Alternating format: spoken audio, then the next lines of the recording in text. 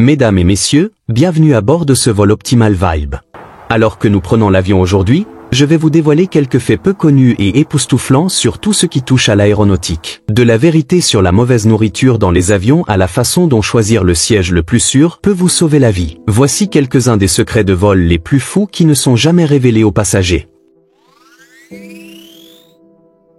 Préparez-vous à l'embarquement.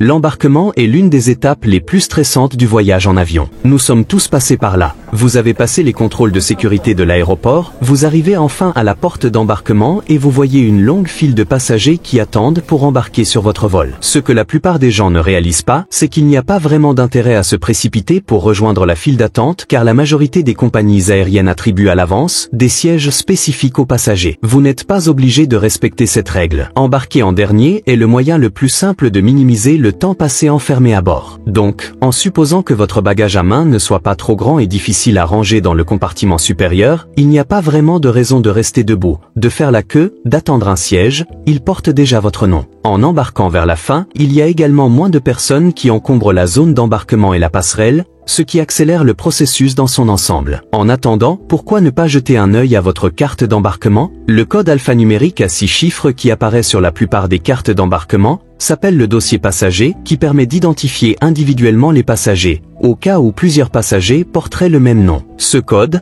qui est enregistré dans la base de données des systèmes de réservation informatisés contenant les itinéraires de vol de chaque passager, peut en dire long sur vous, y compris votre date de naissance et vos coordonnées. C'est l'une des principales raisons pour lesquelles vous ne devriez jamais jeter votre carte d'embarquement dans une poubelle publique. La base de données à laquelle correspond ce code contient, entre autres, les informations de carte de crédit, les détails du passeport, ainsi que les adresses IP si vous avez réservé en ligne. Mais si un code lié à toutes vos informations personnelles vous fait peur, espérons que vous ne trouverez jamais ce code suivant sur votre carte d'embarquement. Les passagers qui trouvent le code 4S sur leur billet risquent de devoir passer des contrôles de sécurité supplémentaires. Pourquoi? Eh bien, c'est l'abréviation de Secondary Security Screening Selection, sélection de contrôle de sécurité secondaire. Ce code est ajouté aux cartes d'embarquement des passagers que les compagnies aériennes jugent suspects. Comme nous le savons tous, les aéroports prennent la sécurité très au sérieux, et certaines choses qui peuvent nous sembler totalement anodines sont considérées comme suspectes par les responsables des compagnies aériennes.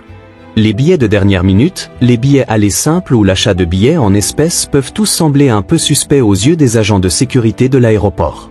Essayez donc de ne pas paniquer si vous voyez ce code sur votre carte d'embarquement. Du moins, si vous n'avez rien à cacher. Les solutions frappantes. Les avions sont des machines assez lourdes. C'est fou de penser qu'un avion commercial de taille moyenne a un poids maximum au décollage d'environ 175 000 livres, ce qui comprend 90 000 livres de carburant ainsi que 45 000 livres de passagers, d'équipage et de fret. Malgré leur taille, les avions rencontrent toujours quelques problèmes dans les airs, souvent à cause des autres éléments qui ont tendance à rester là-haut dans le ciel. Il va sans dire que les collisions entre avions et oiseaux ne se terminent pas toujours bien pour les oiseaux. Mais ils peuvent toujours causer des dommages à un avion lorsqu'ils le heurtent à grande vitesse, comme vous pouvez le voir ici avec cet avion de Turkish Airlines qui est entré en collision avec un oiseau en 2015. Heureusement, les passagers s'en sont tous sortis, mais l'oiseau, pas tant que ça. Il y a plus de 13 000 collisions d'avions avec des oiseaux chaque année aux États-Unis, parfois suffisamment graves pour détruire les moteurs de l'avion. Et, comme vous pouvez l'imaginer, les murs et les clôtures ne sont pas très efficaces pour éloigner les oiseaux des pistes d'atterrissage. Les aéroports doivent donc faire preuve de créativité pour prévenir les accidents impliquant des oiseaux. L'une de ces méthodes, utilisée à l'aéroport national Reagan de Virginie, consiste à tirer des balles à blanc avec des canons pour effrayer les oiseaux et les faire fuir de l'aéroport, tandis que d'autres aéroports rendent leur environnement moins favorable aux oiseaux en comblant les étangs et en remplaçant l'herbe par du gravier.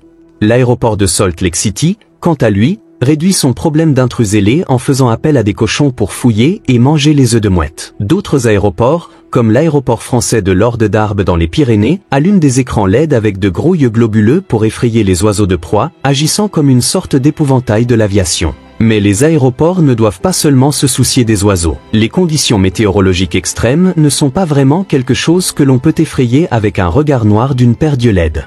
Les tempêtes de grêle sont l'une des conditions météorologiques les plus dangereuses pour un avion, et elles peuvent causer des dégâts assez importants. Le nez de cet avion a été sérieusement endommagé par des grêlons aussi gros que des balles de golf après avoir traversé une tempête de grêle. Les fenêtres étaient tellement brisées que les pilotes ont dû atterrir l'avion presque complètement aveugles. Par miracle, personne n'a été blessé, à part la compagnie aérienne, qui a dû payer les réparations. Les orages de grêle sont une chose, mais certains passagers nerveux s'inquiètent également de la possibilité que la foudre frappe un avion. Bien que cela puisse paraître très improbable, on estime en fait que chaque avion de la flotte commerciale américaine est légèrement frappé par la foudre au moins une fois par an. Bien que cela puisse paraître terrifiant, ce n'est en fait pas aussi dangereux qu'on pourrait le penser. Avant qu'un avion ne soit mis en service, il est soumis à des simulations de foudre qui testent sa conductivité. Cela garantit que la foudre peut se propager sans interruption à travers la coque extérieure de l'avion et revenir dans le ciel par une extrémité comme le nez ou le bout d'une aile, laissant les personnes à l'intérieur totalement indemnes. À l'exception d'une ou deux paires de sous-vêtements abîmés. Déversement. Avez-vous déjà utilisé les toilettes d'un avion et vous êtes-vous demandé « Où jetez-vous exactement vos déchets ?» Contrairement à la croyance populaire, les toilettes d'avion ne sont pas autorisées à être vidées dans le ciel, mais bien sûr, des accidents se produisent. Lorsque vous tirez la chasse d'eau d'un avion, une forte aspiration évacue les déchets en utilisant seulement une très petite quantité d'eau, afin d'économiser du poids et de l'espace dans l'avion et le contenu se dirige vers un grand récipient rempli de désinfectant. À la fin d'un vol, le mélange est aspiré dans un camion-citerne à l'aéroport, puis déversé. Cependant, le morceau de schtroumpf pulvérisé congelé que vous voyez ici est composé de ce délicieux cocktail de déchets humains et de désinfectants liquides bleus et a été retrouvé au niveau du sol après être tombé d'un avion en 2017. Il y a eu au moins 27 incidents documentés de météores de glace bleue de ce type aux États-Unis, entre 1979 et 2003, y compris des incidents de glace bleue tombant à travers les toits sous les pistes d'atterrissage des aéroports. Bien qu'il n'existe aucun mécanisme permettant aux pilotes ou aux agents de bord de faire intentionnellement des farces de caca bleu, des fuites se produisent parfois dans la fosse septique de l'avion. Donc si jamais vous trouvez un gros morceau de glace bleue dans votre jardin, croyez-moi, ce n'est pas une glace à la myrtille. Ne la léchez pas. Mais puisque nous parlons de toilettes à des kilomètres de hauteur, je parie que vous ne saviez pas qu'il existe en fait un moyen secret de déverrouiller les toilettes d'un avion de l'extérieur. La prochaine fois qu'un enfant se retrouve enfermé dans les toilettes d'un avion, ou que vous avez simplement envie d'être jeté hors d'un avion pour avoir été particulièrement effrayant avec un inconnu, vous pouvez facilement les déverrouiller de l'extérieur en utilisant un seul doigt. La plupart des serrures extérieures des toilettes des cabines sont dissimulées derrière un panneau métallique, comme celui-ci, que les hôtesses de l'air peuvent utiliser en cas d'urgence. Pour l'ouvrir, il suffit de soulever le panneau, de faire glisser la poignée en position déverrouillée, puis de courir avant que les hôtesses de l'air ne vous attrapent. Nourriture horrible. Tout le monde sait que la nourriture dans les avions est notoirement horrible. Mais vous êtes-vous déjà demandé pourquoi? Quel est le problème avec la nourriture servie à bord des avions? Les repas servis à bord sont généralement préparés au sol par des traiteurs industriels situés à proximité de l'aéroport et sont généralement préparés entre 12 et 72 heures avant le vol prévu.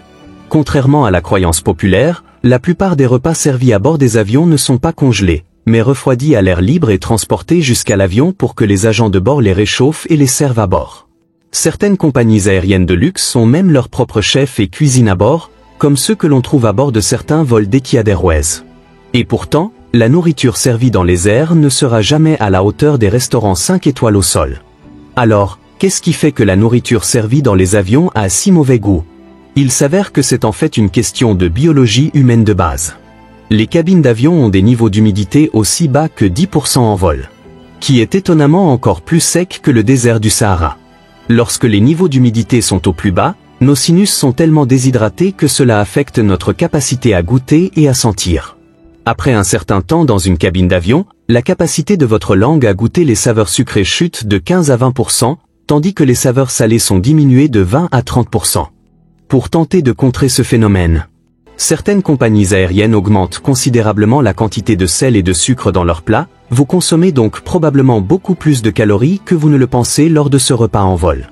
Si les repas sans goût en vol vous dépriment, vous pouvez faire quelque chose pour y remédier.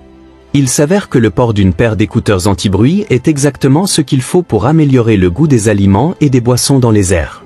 Étrangement, des études ont montré que les bruits de fond forts peuvent en réalité diminuer notre capacité à goûter les aliments. Il peut donc être utile d'utiliser un casque anti-bruit pour couvrir le bourdonnement grave du moteur de l'avion et aider à normaliser nos sens. Mais ce ne sont pas seulement les passagers qui ont des problèmes à digérer lorsqu'il s'agit de la nourriture servie dans le ciel. Il existe des règles très spécifiques concernant ce que les pilotes peuvent et ne peuvent pas manger pendant leur travail, et pour une bonne raison. Pilote et copilote, il est conseillé aux pilotes de ne pas manger les mêmes plats pendant qu'ils travaillent, afin de prévenir toute intoxication alimentaire mutuelle. Si un problème survient avec le repas d'un pilote et le rend malade, l'autre pilote peut prendre le relais. Cependant, il existe une hiérarchie dans la nourriture des pilotes. Dans certaines compagnies aériennes, le pilote recevra un repas du menu de première classe, tandis que le copilote recevra un repas de la classe affaires. Je parie que cela donne un dîner assez gênant. Des serpents dans un avion. Étant responsable de la sécurité de centaines de passagers, il n'est pas étonnant que le métier de pilote de ligne soit souvent cité comme l'un des plus stressants au monde. Bien que le stress du travail soit une chose, imaginez devoir passer des heures coincé dans un cockpit minuscule avec un copilote que vous n'aimez vraiment pas. Eh bien, il s'avère qu'avec des enjeux aussi élevés, il est préférable d'éviter de travailler avec quelqu'un que vous n'aimez pas. C'est considéré dans l'industrie comme une question de vie ou de mort. Pour aider à réduire les tensions en vol, chaque commandant de bord, premier et second officier, reçoit une liste de personnes à ne pas associer sur laquelle ils peuvent inscrire les noms des collègues avec lesquels ils préféreraient ne pas partager un vol. Les demandes sont soumises via un calendrier mensuel, et la liste approuvée des ennemis de vol est introduite dans le système de planification de la compagnie aérienne, ce qui empêche deux pilotes adversaires de se retrouver dans la même cabine. Même si cela peut paraître un peu extrême, se laisser distraire par une rivalité au travail peut entraîner un accident assez grave, surtout au décollage et à l'atterrissage, où la plus grande attention est requise.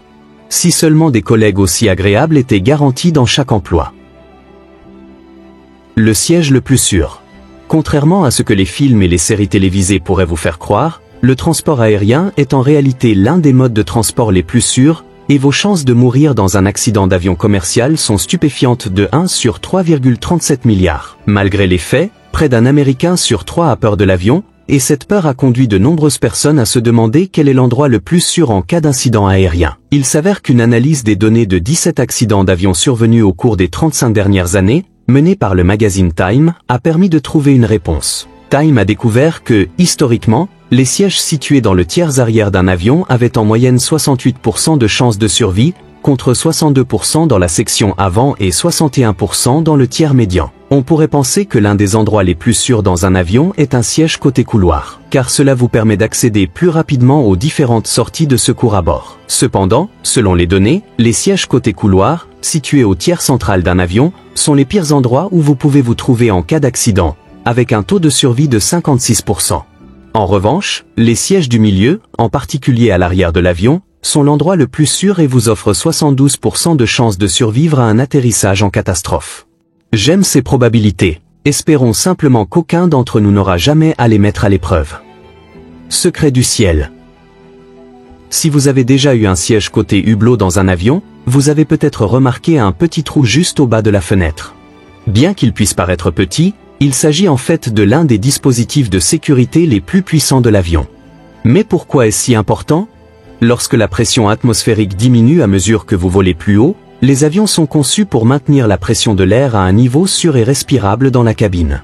Cette différence significative de pression d'air exerce une forte contrainte physique sur les fenêtres, qui doivent donc être particulièrement solides.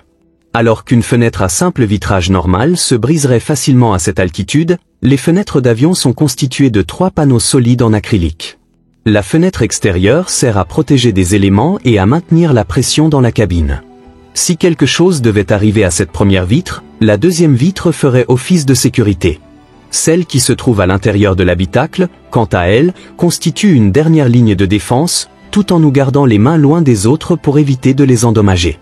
Le petit trou que j'ai mentionné, appelé trou de purge, est situé dans la vitre du milieu et son objectif principal est d'équilibrer la pression d'air entre les vitres du milieu et les vitres extérieures.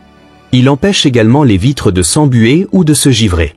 Car après tout, la plupart de nos plaisirs en vol viennent du hublot. En parlant d'intérieur d'avion, vous êtes-vous déjà demandé ce que sont ces petits triangles rouges ou noirs que l'on trouve le long des intérieurs de cabine ? Ils sont en fait là pour indiquer au personnel de cabine quel hublot offrira le meilleur point de vue pour voir les ailes de l'avion, leur permettant ainsi de vérifier s'il y a un problème avec l'aile ou le moteur. Si vous êtes assis à côté du triangle, essayez de ne pas devenir trop paranoïaque si un agent de bord commence soudainement à regarder par-dessus votre épaule. Outre les panneaux et icônes astucieux, des sons sont également utilisés en vol pour que tout se déroule comme sur des roulettes. La plupart des voyageurs réguliers reconnaîtront ce son.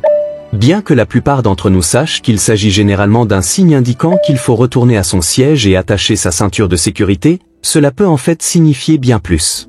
Bien que chaque compagnie aérienne utilise des sonneries légèrement différentes, il existe des modèles fréquemment utilisés que vous pouvez écouter lors de votre prochain vol. Une sonnerie unique peut signifier que le pilote avertit les agents de bord de turbulences imminentes, mais cela peut aussi signifier qu'il veut une tasse de café.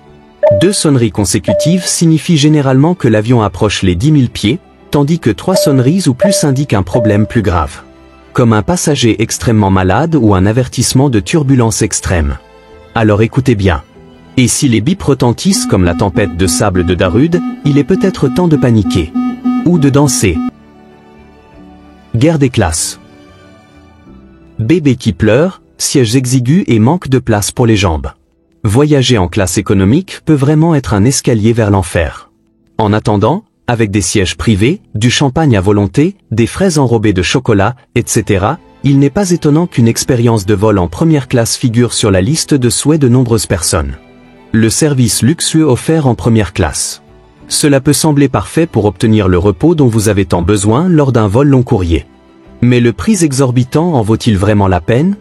Eh bien, comparé à la classe affaires, généralement le deuxième meilleur type de billet, cela ne semble pas être le cas.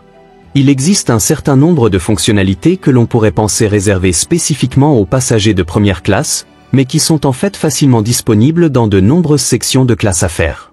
Les passagers de classe affaires peuvent profiter de repas de qualité, composés de plusieurs plats, parfois même servis avec de la porcelaine fine et des verres, ainsi que des oreillers et des couvertures moelleux. De nombreuses cabines de classe affaires proposent même des pyjamas gratuits. De nos jours, de nombreuses compagnies aériennes investissent pour maximiser leurs services en classe affaires en vue d'abandonner complètement la première classe. Et certaines envisagent même des cabines privées en classe affaires.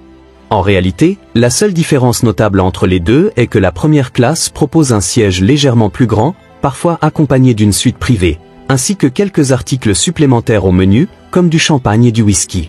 Cependant, l'énorme différence de prix ne reflète pas la différence minime de service. En moyenne, un billet en classe affaires coûtera environ 2 fois plus cher qu'un siège en classe économique standard. Vous volerez pour un prix 6 fois supérieur à celui payé pour un billet en classe économique. Je pense que je préférerais économiser l'argent et me payer une chambre d'hôtel de meilleure qualité à ma destination. Qu'en pensez-vous? Cliquez sur le bouton j'aime pour la première classe et sur le bouton s'abonner pour un hôtel de luxe. Ou pourquoi ne pas vous offrir les deux? Vous êtes en vacances après tout. Dormeurs du ciel. Les vols long courriers peuvent être assez pénibles pour les passagers. Mais vous êtes-vous déjà demandé comment les agents de bord semblent toujours si alertes et joyeux? Eh bien, la prochaine fois que vous embarquerez sur un vol long courrier, gardez un œil sur une porte mystérieuse qui ressemble à ceci. Bien qu'elle puisse ressembler à un simple placard de rangement, ces portes mènent en fait à une pièce complètement secrète. En montant un escalier extrêmement étroit, les agents de bord atteindront l'une des cabines spécialement réservées au personnel de cabine pour qu'ils puissent profiter d'un sommeil bien mérité. Ces cabines de repos se trouvent généralement dans les zones supérieures d'un avion long courrier, une à l'arrière pour les hôtesses de l'air et une à l'avant pour les pilotes. Chaque couchette est équipée d'un oreiller et d'une couette ainsi que d'une ceinture de sécurité qui doit être attachée si un membre de l'équipage décide de faire une sieste. Les hôtesses et les stewards disposent d'un temps de repos déterminé en fonction du vol et sont réveillés par leurs collègues de cabine via un interphone une fois leur pause terminée. Certaines compagnies aériennes de luxe, dont Singapore Airlines, veillent à offrir à leurs membres d'équipage un avant-goût de la grande vie et leur proposent des cabines privées de luxe pour qu'ils puissent dormir un peu, avec des têtes d'oreiller en soins incluses. Les pilotes, quant à eux, disposent souvent de leur propre quartier privé à l'avant de l'avion. L'avion est généralement doté de 2 compartiments de couchage spacieux, de 2 sièges de classe affaires, d'un placard et de toilettes. Ainsi, la prochaine fois que vous vous demanderez où est passée cette charmante hôtesse de l'air qui vous sert un verre, elle pourrait bien être juste au-dessus de votre tête, flottant au pays des rêves. Blague à part, l'équipage de l'avion, les pilotes en particulier, doivent être bien reposés, comme le démontrent certaines statistiques choquantes. Étonnamment, 84% des pilotes interrogés par l'Association britannique des pilotes de ligne ont déclaré que leur capacité à piloter un avion avait été compromise par la fatigue, et 56% ont admis s'être endormis alors qu'il était aux commandes d'un avion. En mai 2021, un pilote s'est même endormi pendant 40 minutes en plein vol lors d'un vol commercial entre Cairns et Redcliffe en Australie, et a survolé accidentellement sa destination de 70 miles avant de se réveiller. Heureusement, la majorité des avions commerciaux sont équipés d'un pilote automatique pour maintenir des paramètres tels que l'altitude, de sorte que les pilotes ne sont pas réellement obligés de garder le contrôle total de l'avion pendant tout le vol. Mais il est toujours incroyablement dangereux pour eux de s'endormir en cas d'urgence, et cela figurera très certainement sur ma liste de raisons de serrer les dents pour mon prochain vol. Décès en vol. Bien que ce ne soit pas un sujet auquel nous aimons penser, des gens meurent un peu partout, et parfois même à 30 000 pieds d'altitude.